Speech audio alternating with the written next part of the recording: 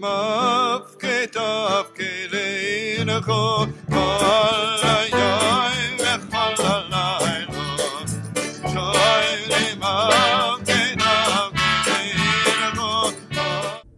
morning, everyone. Thank you so much for joining me, those of you on live. Forgive me if I'm looking at the camera and I'm not looking at the Zoom camera, but this is also being recorded for a Treasures episode that will be uploaded onto my website. For those of you who have not seen the three episodes that we've recorded so far, you're welcome to log on to the website www.rabbidunner.com. Just do a search for Treasures from the Rabbi's Library and they will come up. So I've had a chance over Yom Tov to look over a lot of stuff. In fact, I have so much stuff. I have enough episodes of Treasures from the Rabbi's Library to keep us all going for quite some time. But I want to start with this piece here. Just show it to you. This piece is a book which I bought many, many years ago. It was from the library of a man called Rabbi or Dayan Yitzchok Goldich. Dayan Yitzchok Goldich was an interesting man. He was born in 1906 or 1907, and he was born in Galicia, became a Dayan on the Manchester Beis Din. There's a Beis Din in Manchester, has a long history, and he was a Dayan on the Beis Din. The Rosh Beis Din was Dayan Weiss. Dayan Weiss later became the Rosh Beis Din of the rarities Beis Din in Yerushalmi, the Beis Din of the Kanoim. I want to say very clearly, he was not a Kanoi when he lived in Manchester, and when the Satmar Rebbe was informed that Dayan Weiss, even though he came from Munkach, was not somebody who was particularly anti-Zionist, he said, anti-Zionists I can find easily. Talmidei Chachomim are far harder to find. So he arranged for Dayan Weiss to become the Rosh Beis Din in the rarities in Yerushalayim, and I guess that Dayan Weiss adopted the anti-Zionist stance in order to ensure his position.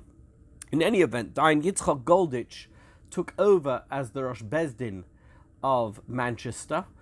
He was nifta in 1987, and he was replaced, in fact, I think earlier than that, by Dayan Ehrentreu, who later on became the Dayan and the Rosh Beis Din in London.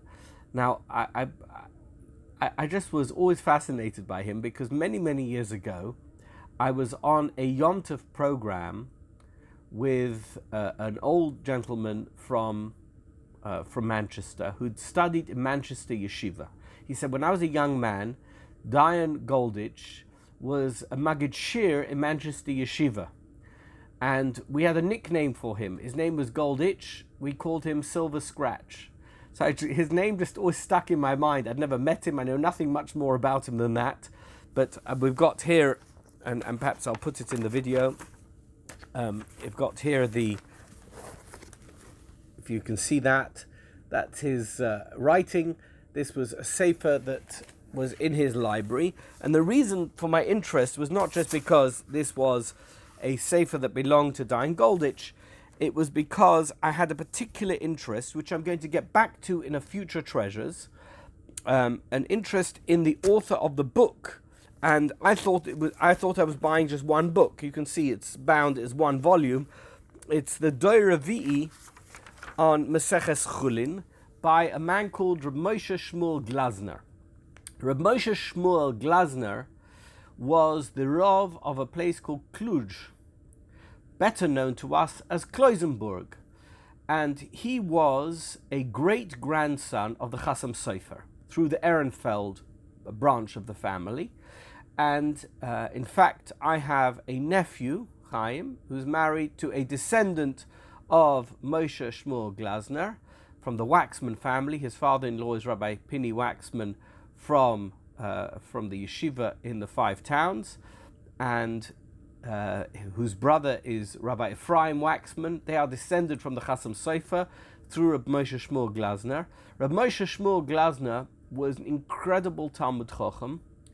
He was one of the main poskim in the Austro-Hungarian Empire in the early part of the 20th century. He was an extraordinary individual, but he had one makkah. He had one negative strike against him, and it was the negative strike that counted. He was the head of Mizrahi, and he was a devoted and dedicated Zionist, which meant that as far as anybody was concerned who was an anti-Zionist, he was basically persona non grata. As a result of which, a new community was created in Kloisenburg, which was in opposition to the main community. The community was known as the community of Yereim. Yereim was the early 20th century alternative name for Charedim. And the Rav that they chose was Rabbi Yoel Teitelbaum, the Satmar Rebbe, but he couldn't take up the position because at that time he was the Rav in Krula, and he nominated his nephew, that means a man who was married to his niece, the daughter of his brother, and the man in question was Rabbi Kasil Yehuda Halberstam, later became known as the Kloisenburger Rebbe. And the Kloisenburger Rebbe was the Rav of the Yereim community, which was a very small community in Kloisenburg. And I was just fascinated by this friction that existed in Kloisenburg between two such great rabbis, Rabbi Glasner on the one hand, and Rabbi Halberstam, Rabbi Teitelbaum on the other.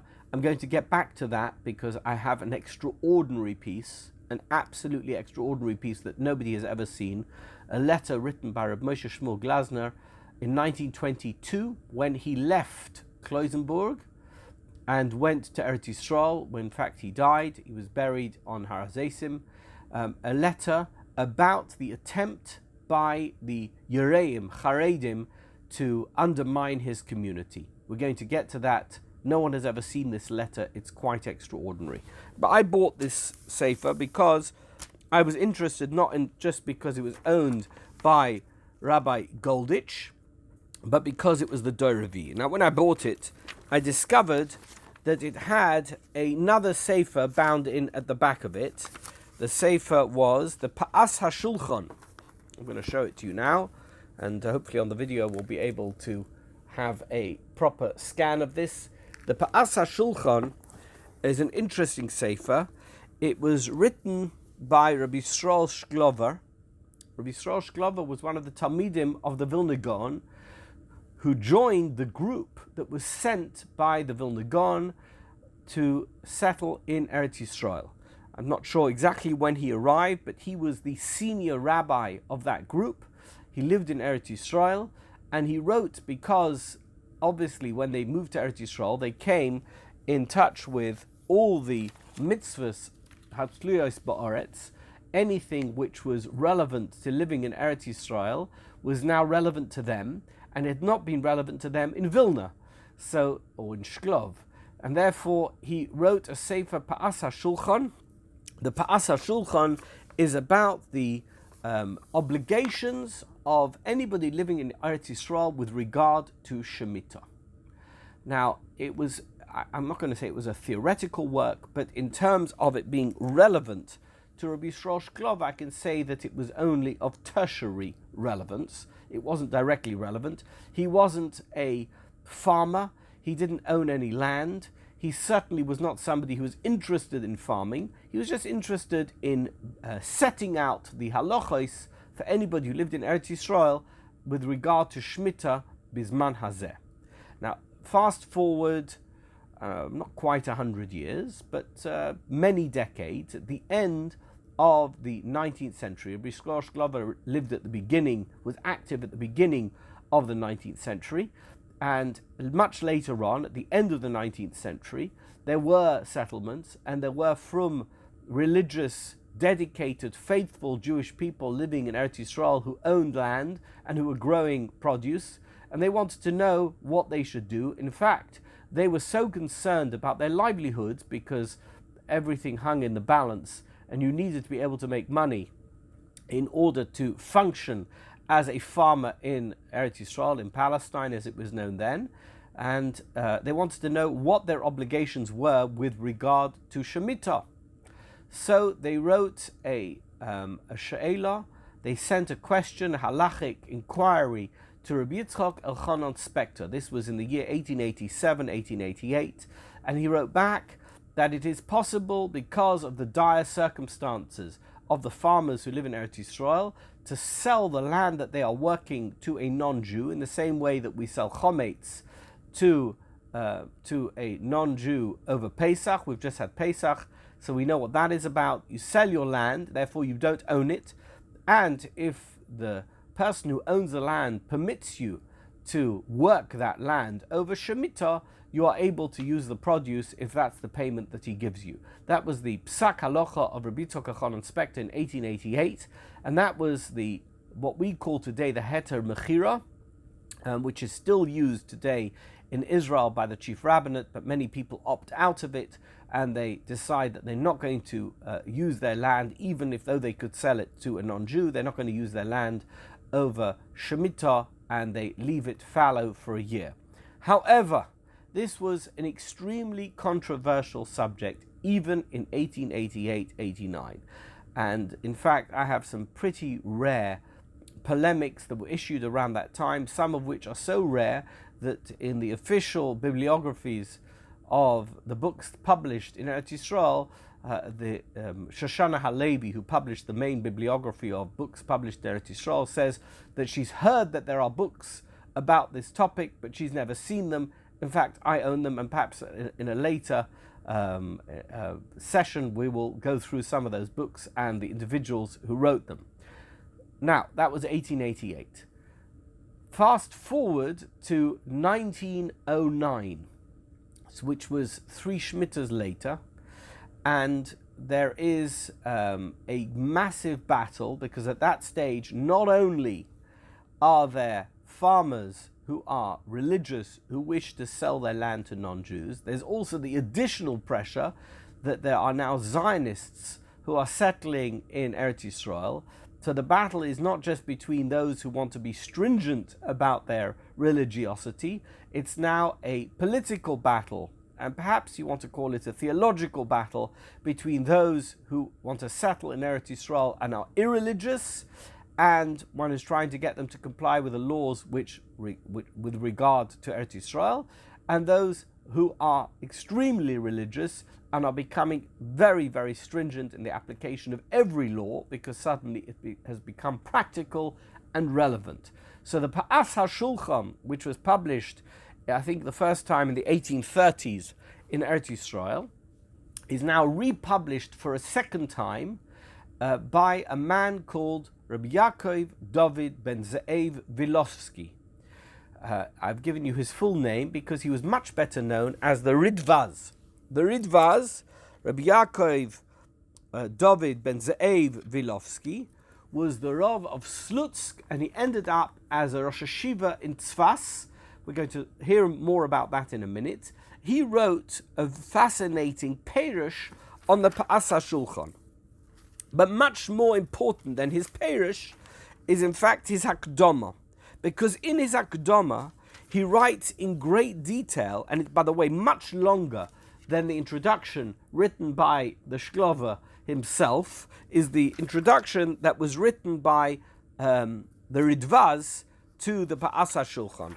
I haven't been through the Pa'as HaShulchan, but I have been through the introduction. That's what interested me.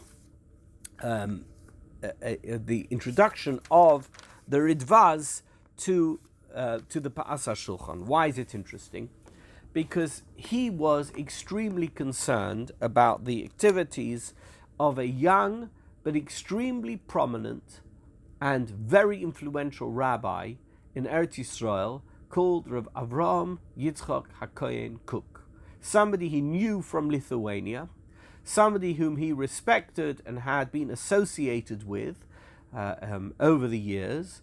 Now he was living in Eretz Yisrael, and Rav Kook was the Rav of Yaffa.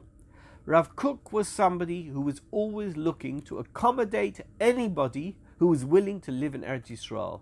Now we think of Eretz Yisrael as it is now. We arrive in Ben Gurion Airport, and it's a beautiful atmosphere, it's fantastic, economically it's brilliant, and if we want to go and stay in a 5-star hotel, we can. If we want to eat in a beautiful restaurant, no problem. Whatever you want to do in Eretz Yisrael is possible nowadays. But in those days, living in Eretz Yisrael was, akin to living in the, early 20th century version of a third world country. There were absolutely no amenities, there was no safety net, there were no social services, there were certainly no luxuries. And Rav Kook was a big believer that the future of the Jewish nation lay with those who were going to settle in Eretz Yisrael, that the future of Judaism and of Jewish national pride was going to be in the land of Israel. Therefore, anybody, whether they were religious or not religious, who settled in Eretz Yisrael was worthy not just of respect, but of every possible kind of accommodation. Therefore, even though the Heter Mechira of Rabbi Tzadok Chanan from 1888 was extremely controversial, he was willing to consider using it as a method to allow people who had settled in Eretz Yisrael, who were perhaps not that religious or committed to their Jewish identity, of using their agricultural land during this particular period of time so that they could function and survive during Shemitah year and emerge at the other end without having gone bankrupt. And certainly the biggest fear in those days was that people who wouldn't succeed in Eretz Yisrael would simply go back to wherever they came from and say it was a failed experiment. And Rav Kook was willing to accommodate them. Anyway, so what are we talking about here? The Ridvaz, in this Sefer Pa'as HaShulchan, writes that he was extremely against the Heter Mechira. And he was extremely angry with his younger associate, Rav Kook, because Rav Kook was willing to accommodate Heter Mechira. And he gave him a very, very hard time. In fact, I have somewhere else, I'd have to find it. I have a polemic issued by the Ridvaz against anybody who is willing to use the Heter Mechira, saying it's an abomination and that is totally and utterly inappropriate. In any event, he called Rav Kook and he said, I cannot understand how you can tolerate these people who are abusing the system of Heter Mechira and allowing them to sell their land to a non-Jew. It's totally and utterly inappropriate. It's not a way to resolve this situation. We cannot allow any land to be used. The Shemitah, the fallow year that is required after 6 years of work, is something which is ingrained into the Jewish faith, and by giving them a Heter Mechira, you are totally abusing the halachic system. Rav Kook, according to the Ridvaz, was not so impressed by the Ridvaz's words, but then later on he came to see him and he said, you know what, I can see that this is tremendously difficult and I have no choice because I'm being put under tremendous pressure by the secular Zionist settlers. They want to be able to accommodate anybody who lives in Eretz Yisrael to be able to function during the Shemitah year, and therefore I'm being compelled to issue this dispensation for them to use their farmland. And in fact, this is what the Ridvaz writes in the introduction to this edition of the Pa'as HaShulchan. In fact, if you could find me a parnasa and I should just go and sit and learn in Yerushalayim in one of the kolelim, and I don't have to be the Rav of Yaffa anymore, and all I need to do is learn and you'll pay me whatever it takes, I'm perfectly happy to give up everything I've done so far and just continue as somebody who's an avreich in kollel and learning, and therefore this problem will be resolved, the pressure will be off. I read this and I have to say that I found it difficult to believe. I don't want to suggest that Rav Kook, by the way, he says that Rav Kook was crying bitter tears to him during this period because he was so angry and upset that he was being pressurized to go for the Heter Mechira. But everything I know about Rav Kook's approach to Shemitah flies in the face of this anecdote, this narrative that's conveyed to us by the Ridvaz in his introduction to Pa'as HaShulchan. Couldn't work it out. I'm not sure what the actual event that happened, what actually took place. However, I do know that the Ridvaz was vehemently anti-heter mechira. I also know that Rav Kook was a great proponent of heter mechira, and this narrative simply doesn't make any sense in the light of that information. So it's an interesting introduction to what I'm about to tell you. First of all, what was the Ridvaz doing in Eretz Yisrael in 1909? Who was he? Why was he so important? And how exactly is his legacy to be remembered? Okay, so that's really a long introduction through the Sefer of Rabbi Yitzchak Golditch that I purchased quite by accident because I really wanted the Dor Revi'i that contained the Pa'as HaShulchan. Okay, put this book to the side. By the way, here's a picture of Dayan Yitzchak Golditch. This is what he looked like. He was the Rosh Bezdin. He was Nifter in 1987 from Manchester. Who was the Ridvaz? So if you want an introduction to the Ridvaz, this is the Sefer that you need to look at. The Sefer it's called Nimukei Ridvaz. I had to search long and hard until I came across it. But here it is. Nimukei Ridvaz, published in Chicago in 1904.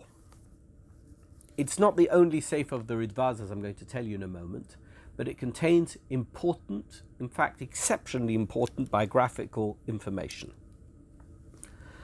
The Ridvaz was one of those Litvak geniuses that emerged at the end of the 19th century. He was quite a remarkable Talmud Chacham. And I don't know if you know, it's so easy for us to forget how difficult it was to gain access to Jewish information, particularly Talmudic information, before the latter part of the 20th century. Now, we make fun, perhaps sometimes, of ArtScroll and some of the other learning aids that have assisted us in the study of Gemara over the past, let's call it 40 years, and probably longer if you include the Sonsino translation of the Gemara which emerged in the middle of the 20th century. We have had incredible capacity to study Talmud in the latter part of the 20th century, which simply did not exist before then. But in addition to Talmud Bavli, there is another Talmud called Talmud Yerushalmi. What's the Talmud Yerushalmi? It's the Talmud that preceded the Babylonian Talmud, that was written in Eretz Yisrael. It was probably 100 years before. It's there, it's the Jerusalem, not actually Jerusalem, Eretz Yisrael. There's a big argument as to where, in fact, the Talmud Bavli was written. There are those who say it was written in Caesarea. Principally, Shaul Lieberman is the one who proposes that. There are others who say it was not written in Caesarea, it was written elsewhere in Eretz Yisrael. In any event, it is a Gemara on Mishnah that was published or that was publicized in Eretz Yisrael during the period before the Gemara that was put together, edited and redacted by Ravina and Ravashi. Now, the Yerushalmi contains important information about halacha, because in fact it's written in a halachic style. It's not written in the very narrative and argumentative style of the Talmud Bavli, but it was a sort of poor stepbrother of the Babylonian Talmud, because why bother with the Talmud Yerushalmi if you have the Talmud Bavli? The Talmud Bavli not only contains everything that the Yerushalmi contains, so it was believed, it also contains the argument process, the different methods by which each opinion arrived at their particular viewpoint. Whereas the Yerushalmi is delivered as a series of pieces of information with regard to halachas regarding the Mishnah. Okay, however, actually that's not the case at all. The Yerushalmi contains a lot of information that may be parallel with Talmud Bavli, but is sometimes has more information or different information, and can augment our knowledge of halacha if we understand it. It's written in a slightly different Aramaic, and it's written in a slightly different format, or quite a different format than the Talmud Bavli, but people were not experts. Starting the 18th century, there was a move towards studying Talmud Yerushalmi in a more systemized fashion. And at the end of the 19th century, one of the people who focused a lot of attention on Talmud Yerushalmi was a man called Rabbi Yaakov Dovid ben Zev Willowsky, the Ridvaz. And he published a new version of the Yerushalmi. And he was such a genius that he published his version of Yerushalmi with two perushim.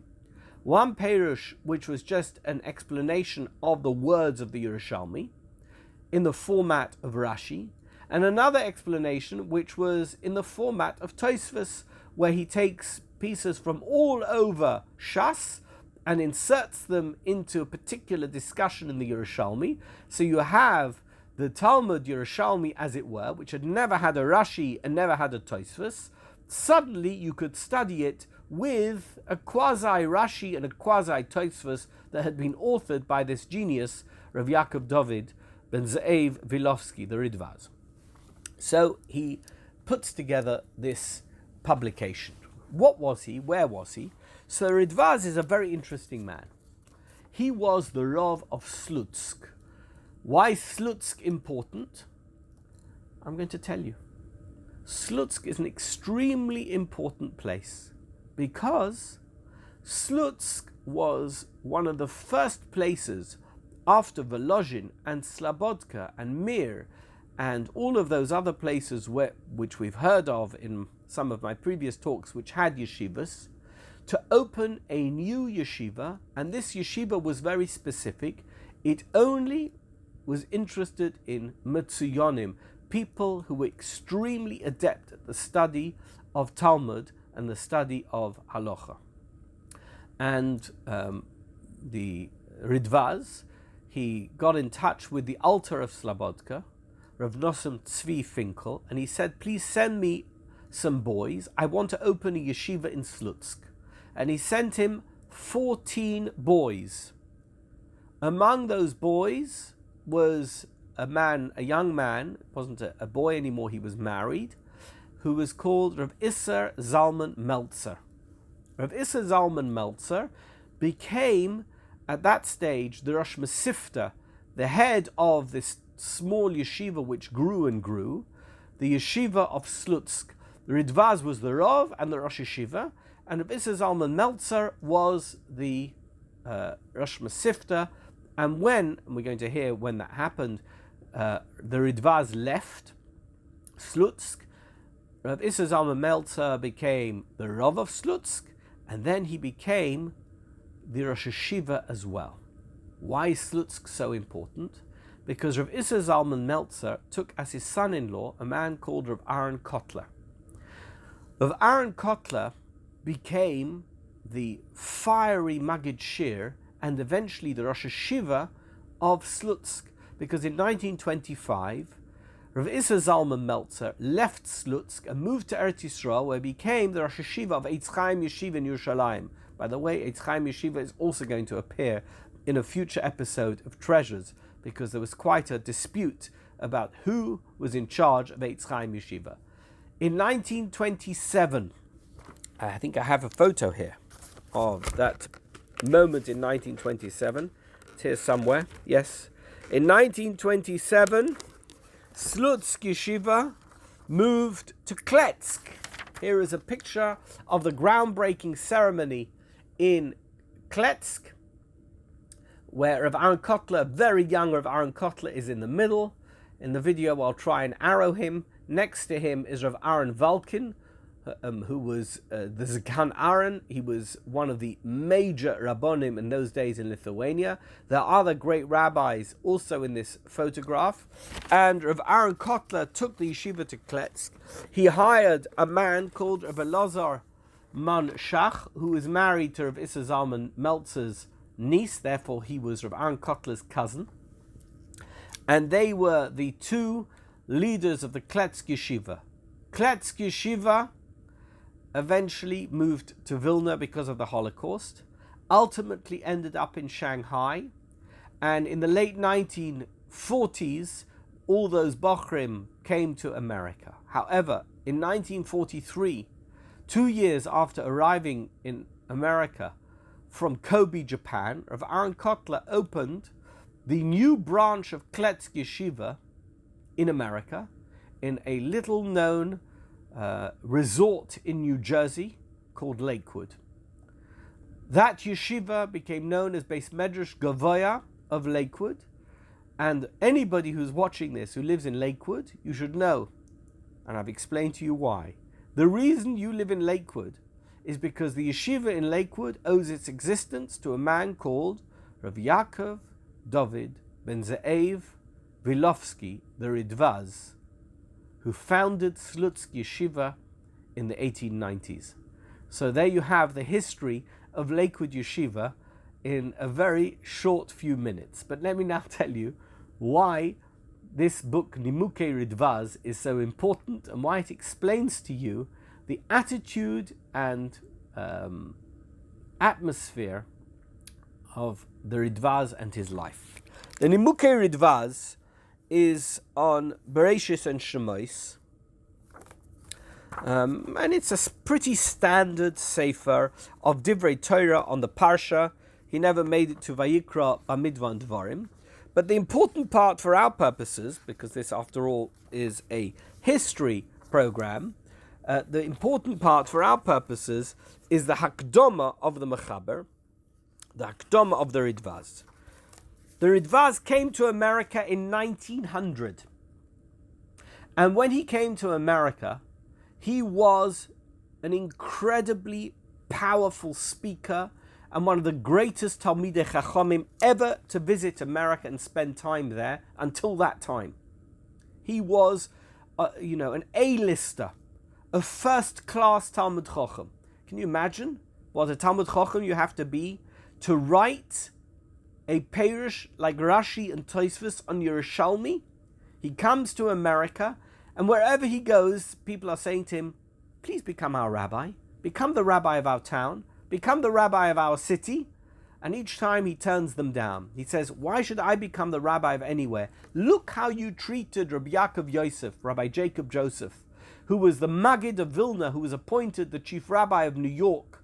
And by the time that the Ridvaz arrived in America, he was a cripple who was living in a tiny apartment in the Lower East Side. Nobody visited him, nobody took care of him.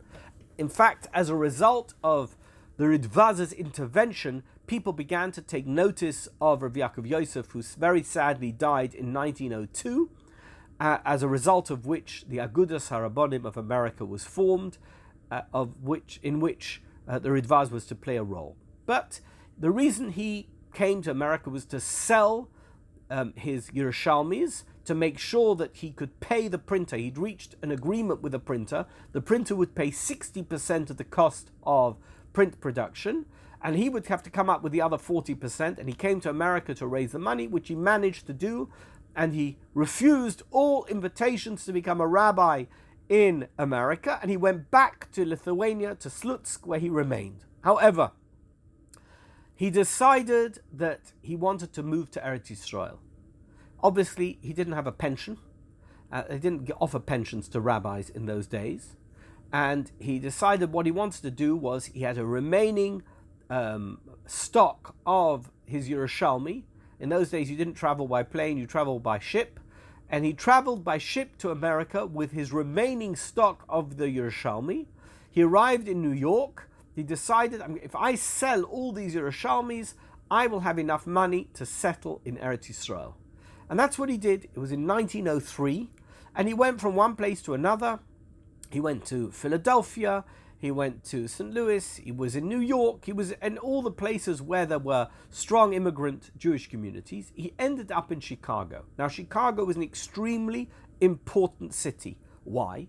Because all the livestock of America ended up in Chicago, and the meat packing industry, or the meat industry, was centered in Chicago, and most of the meat that was on the East Coast and even on the West Coast of the United States originated in Chicago. It was the place where all kosher meat was produced, and it was a place where, unfortunately, there were a lot of people who were criminal and weren't behaving in the proper fashion, and the kosher meat that was provided wasn't always quite as kosher as it said on the label. In any event, the Ridvaz was invited to become the chief rabbi of Chicago, and initially he refused outright. He said, how can I do such a thing? You remember what happened to Rabbi Yaakov Dovid? He was the chief rabbi of New York. They said, listen, you're a man of great caliber, you're in the prime of your life, everybody takes you seriously, you're a person who can make the difference between kosher meat and treif meat, between the study of Torah and the ignorance of Jewish faith. You are the man. And he decided, they offered him $2,500 a year, princely sum, if he becomes the rabbi, the chief rabbi of Chicago. It was a bunch of shuls that came together, and they said, you will be the chief rabbi of all of our communities. And he agreed to do it. So far, the story sounds fine. The problem is that there was a very wonderful man in Chicago, a Talmud of a Lozhin yeshiva, whose brother was a Rav in Lithuania, whose name was Reb Shimon Tzvi Album. Reb Shimon Tzvi Album, in fact, was a Talmud Chover. That's a picture of him. The Reb Shimon Tzvi Album was a Talmud Chover of none other than Reb Meir Simcha of Dvinsk, the Or Sameach. In fact, there was a delegation of rabbis who came to Dvinsk at some point in the early 20th century, and he said, where are you from? And one of the rabbis said, I'm from Chicago. He says, how is my dear friend, the Talmud Chacham, the great rabbi, one of my greatest friends and the person I've learnt with, who I miss most of all, Reb Shimon Tzvi Album. How is he doing? Now, he was, at that time, a Rav in Chicago. In fact, he arrived, he was, I think, at some point in his 40s, from Lithuania, where he was born. He'd failed in business, which was often the reason why people ended up in the United States if they were rabbis, because if they trained to be a rabbi and went into business and lost all their money, at the very least they could become a rabbi in America and make a little bit of money. So he came to America and became the Rav of a shul in Chicago. Here's a picture of the shul. He was the Rav of that shul for the rest of his life. And he was quite a Talmud Chacham. And he was the Rav in Chicago who was considered, even if not by name, officially, but he was considered to be the chief rabbi of Chicago. Suddenly there's a new chief rabbi. Not only that, Reb Shimon Tzvi Album was the person who supervised in great detail and for no money all the kosher meat production in Chicago that was considered kosher. That means not the charlatans, but those people who provided kosher meat and wanted to make sure that the meat was kosher. The Shochtim had asked Reb Shimon Tzvi Album to be their official Rav HaMachshir, and he would regularly visit the meat packing plants across Chicago, and he wouldn't charge the meat packers, he wouldn't charge the owners, he wouldn't charge the Shochtim, just to make sure that there was kosher meat in America.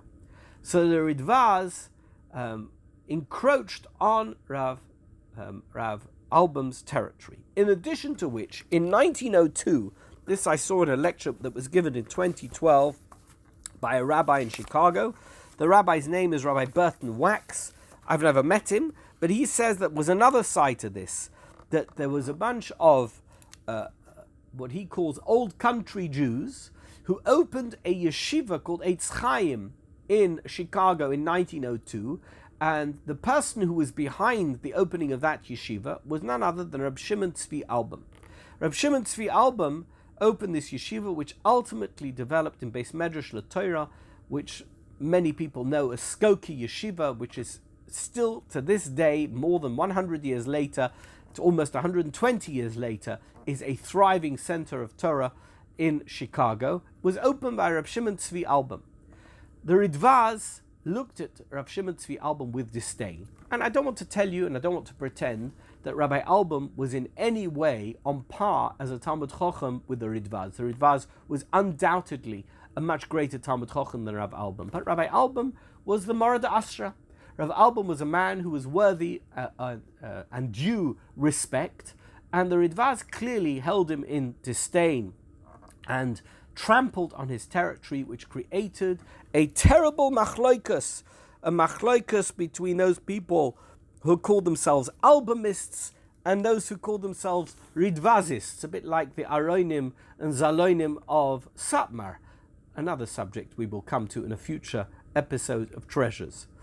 And what happened was an almighty battle erupted between the Ridvaz and Rabbi Album, something which took everybody by surprise, because the Ridvaz was meant to bring peace and was meant to bring stability, was meant to bring serenity to Chicago, and he did quite the reverse. And in his introduction to Nimuke Ridvaz, he gives his version of events, he explains why things had happened the way they were, and he speaks extremely disparagingly about Rabbi Album. Now this is what really drew my attention, because he said things about Rabbi Album in there without mentioning by name. I do have to say that he didn't mention him by name. He says things about Rabbi Album in Nimuke Ridvaz which clearly stretch the truth to the limit. I'm being as kind as I can. And Rabbi Album did not take it lying down. So even though he was considered by the Ridvaz to be of no value as a rabbi, and certainly that his hechsher couldn't be trusted, he came back fighting, and he published 2 books, one of which is less rare than the other, and they are called Sefer Divrei Emes. This is part 1, and I'm going to put images of these on the video. Chelek Rishon of Sefer Divrei Emes, Tzvi Shimon ben Naftali Hertz Album in Chicago, also in Tafresh Samach Daled in 1904. And Rabbi Album presents a vigorous defense in which not only he dismisses the allegations of the Ridvaz, but he produces all kinds of other evidence that what the Ridvaz was saying made no sense whatsoever, and all that the Ridvaz was trying to do, and perhaps he was being set up to do it by people who were trying to make money or trying to create trouble, but he was trying to take away the control of Shechita from Rabbi Album and just bring it under his own jurisdiction without any concern for the repercussions or the impact it would have on the local community in particular and on those who ate kosher meat in America in general. This was part 1. Part 2 is very rare. So I keep these together. So this is Divrei Emes Part 2 that was published in 1912. This machloikus persisted. Even by this time, by the way, the Ridvaz was living in Eretz Yisrael. We'll talk about that in a moment. But and he produces letters that the Ridvaz wrote, which seem to indicate that the Ridvaz was not being straightforward in his presentation of the facts. He produces a number of original documents in the Sefer, which tend to prove that he was correct and the Ridvaz wasn't. So I would say this. This is not in conclusion. This is just my assessment that the Ridvaz was somebody who was a fiery character, who sometimes marched into a situation both feet first, and not always considering the repercussions of his very strong stance on any particular issue. And no doubt he was motivated by the best possible motivations, as he was in the case of Shemitah much later on in Eretz Yisrael, and as he was undoubtedly in Chicago in his making sure that the meat was 100% kosher. But instead of working with the local people and understanding their motivations and their MO in the way that they worked to ensure that whatever it was functioning properly, all he did was create conflict. So much so that in 1904 he resigned his position, refused to take any more money from his community, and he went round, sold his Yerushalmis, made enough money, and moved to Tzfat. And he moved to Tzfat, where he opened a yeshiva, and he remained in Tzfat from 1905 until 1913, when sadly he had leukemia and he died at the age of 68. He'd created a yeshiva. At that time in Tzfat, there was a few thousand Jews. And one of the people who helped in Tzfat was a man called Rabbi Yaakov Dovid. Rabbi Yaakov Dovid was in fact one of the original 14 who came from Slobodki Yeshiva to open the Slutzk Yeshiva. And guess what? Rav Willowsky, the Ridvaz, was so impressed by this young Rabbi Yaakov Dovid, he was born in 1878, that he asked him if he would go out with his daughter, and they got married, and Rav Dovid became his son-in-law. Here's a picture of Rav Dovid. Rav Dovid was a Maggid Shir in the yeshiva in Tzfat, but when the Ridvaz died, the yeshiva wasn't doing too well. He went to raise money in America, and he stayed. He became the Rav ultimately of Newark, New Jersey. He had a number of different positions in New Jersey. He became the head of the Agudas HaRabbonim that had been founded by the Rabbonim of America after Rabbi Yaakov Yosef died in 1902, and of which his father-in-law had briefly been the president until he moved to Eretz Yisrael. Rav Dovid became the Rav of Newark. He was an exceptionally bright man, very, very proactive. Wherever he went, he opened schools. You know, he had a son, I'm not sure if I have the picture here, but we'll have it on the video. He had a son called Milton Konvitz, who was a lecturer, a professor at Cornell, who was exceptionally bright and who wrote a biography about his father, a very, very interesting biography of all the details of his father's life and of his own life. And in fact, he was one of the most prominent. I'm just trying to look here if I've got. I don't think I have them. I don't have the pictures here. Milton Konvitz, you can look him up. You can Google him. I'll have an image of him on the video when we put it up. He wrote that his father brought the Menuhin family from Europe because the parents of Yehudi Menuhin were Hebrew educators, and in the first place where he was the rabbi, he wanted to make sure there was a Hebrew school, and he brought the Menuhin family to America because the parents became the Hebrew teachers at that school. So the Konvitz family, that's the son-in-law of the Ridvaz, were the family who brought Yehudi Menuhin, the famous violinist, to America. In addition to which, Rabbi Konvitz had another son called Phil Konvitz. That's a grandson of the Ridvaz, who died in 2010, and a very interesting fellow. If anybody comes from New Jersey is watching this program, you could search him out on the Asbury Park News, because he was involved in quite a scandal in his late 80s. It turns out that he was a person involved in real estate, and so much of the real estate transactions that took place in Asbury Park and its environs during that particular period of time when he was active were furnished by bribes that he gave to local politicians. When he was finally arrested, he was in his late 80s and pleaded that he was senile, or his lawyers pleaded that he had Alzheimer's. He died in 2010 at the age of 95, and if you look him up, you'll discover that he was born in Tzfat, because that's where his father was, his parents were, at the time of his birth. Him and Milton were the two youngest children of Rabbi Yaakov Dovid, and they were grandchildren of the Ridvaz. So the Ridvaz rejected America. The Ridvaz left the United States and moved to Eretz Yisrael to set himself up as one of the leading rabbis of Eretz Yisrael, and unfortunately was not able to make a name for himself. His yeshiva collapsed after his death. In fact, by a few years later, in the late 1920s, there was barely 2,000 Jews living in Tzfat. They'd been reduced by 75% in their numbers, and it was a struggling community. Had he lived, perhaps he could have made more of an impact on Eretz Yisrael. We've heard all about the Ridvaz. I think I'm going to leave there. I had plenty more to say in this Treasures, but we've been going for 52 minutes. I'm going to leave it here. Thank you so much for watching. Thank you so much for being a part of this exciting series of Treasures from the Rabbi's Library. Thank you.